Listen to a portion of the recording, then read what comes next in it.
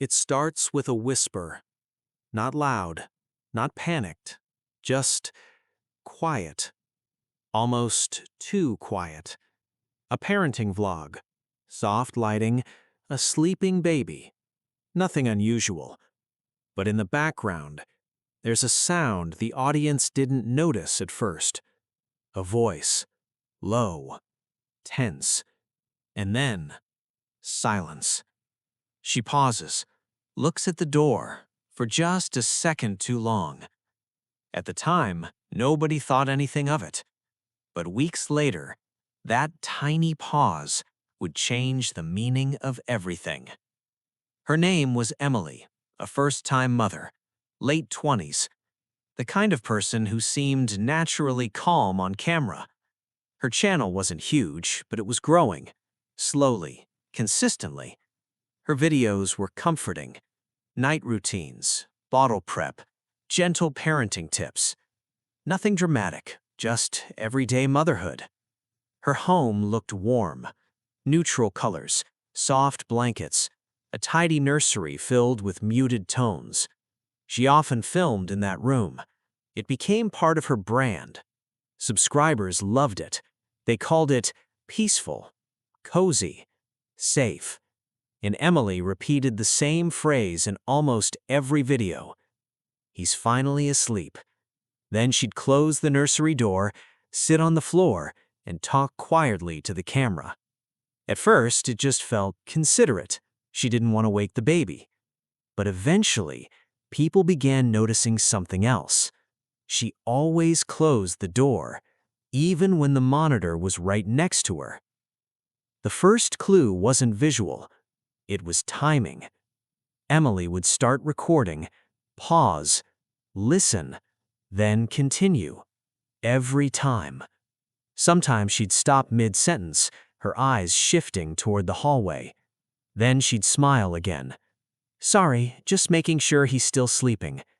It sounded normal. New parents do that. But viewers noticed how long the pauses were. Too long for just checking on a baby. And there was something else. She whispered, even when the door was closed, even when the monitor volume was low, even when she was alone. One subscriber commented, "Why are you whispering if the baby's in another room?" Emily replied quickly, "Light sleeper, I don't want to risk it." It made sense, but it didn't explain the tension in her shoulders or the way she'd glance at the door before every sentence. Then came the nursery clip. A simple video. Night routine with a newborn. She set the camera near the crib, soft lullaby music in the background. She swayed gently while talking. But around the 2-minute mark, something subtle happens. Emily freezes. Not completely, just enough. Her eyes shift toward the door. The music keeps playing, but underneath it, barely audible, there's a muffled sound. At the time, nobody noticed, but a few days later, someone boosted the audio, and suddenly, the silence wasn't silent anymore. It sounded like voices. 2 people, far away, through walls, tense, unclear words, but unmistakable tone. Emily continues smiling, but her grip on the crib tightens. She speaks louder, almost covering the noise. Then she says, "He's finally asleep. I should keep my voice down," and closes the nursery door. Except she was already inside. Why close it? Why lock herself in? Another video appears a week later. Same room, same whisper. But this time, she keeps looking at the baby monitor. Not at the screen, at the speaker, like she's listening for something else. And then she stops recording. Abruptly. No outro, no explanation. Just silence. Comments start appearing. Did anyone else hear something? Why does she look scared? Is someone else in the house? Emily responds again. Just the TV downstairs, nothing unusual. The explanation seems reasonable. But the pattern continues.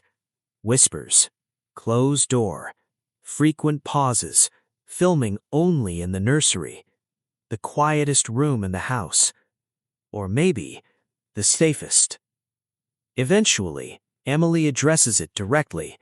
A sit-down video, daytime lighting, relaxed tone. She laughs softly. "I've seen the comments, nothing's wrong, I promise." She explains. The nursery has thicker walls. It keeps noise from waking the baby. She films there for better sound control. Simple, logical. Viewers accept it. The tension fades. The comments slow down. For a while, everything feels normal again. But one detail remains. She never films anywhere else. Not the living room, not the kitchen, only the nursery. Even during daytime, even when the baby isn't sleeping. The turning point comes from a live stream replay. It wasn't meant to be analyzed, just a casual Q&A. Halfway through, a sudden noise echoes faintly through the monitor. Not from the baby, from outside the room. A raised voice, angry, sharp. Emily stops speaking. Her face changes instantly. She doesn't look at the door, she looks at the baby. Then she lowers her voice, almost to a whisper, and says, "It's okay, we're fine in here." We. Not he, not the baby. We. She reaches behind her and quietly locks the nursery door. The click is faint, but unmistakable. And in that moment, the pattern makes sense. The whispering, the pauses, the closed door, the constant filming inside the nursery. Because the nursery was the only room with a lock, the only room with thick walls, the only room where she could sit and feel safe. The baby monitor clip didn't show anything dramatic, just whispers, just pauses, just a closed door. But sometimes the smallest details tell the biggest stories, and sometimes what looks like a peaceful moment is actually someone trying to find a little safety in the quietest room of the house. Because not every warning sign is loud. Some are barely louder than a whisper.